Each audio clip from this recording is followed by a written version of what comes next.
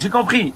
Donc, il peut, semble-t-il pour toi, c'est une explication plausible qu'il y ait un créateur. Encore faut-il que j'arrive à le justifier. Mais en tout cas, néanmoins, ça ne peut être ni le christianisme, ni Allah, ni quelque chose d'autre qu'on peut le prouver ou qu'on peut pas le prouver.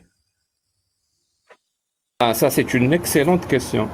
Parce que, oui, entre le Dieu créateur, on va dire que c'est les dieux déistes avec le D, ça n'a rien à voir avec le Dieu des religions, qui est un Dieu théiste avec un T.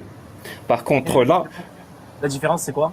un Dieu déiste, c'est un Dieu qui a créé tout ça et qui s'en fout de Dieu. Il n'a jamais vraiment intervenu dans l'histoire humaine de manière directe pour leur parler ou n'importe quoi.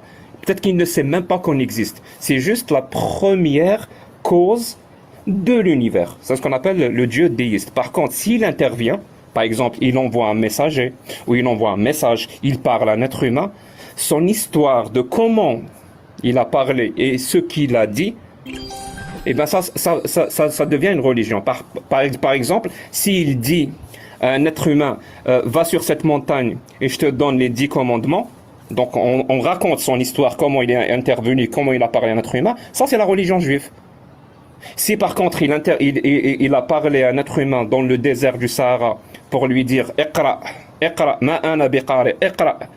Donc le premier verset du Coran.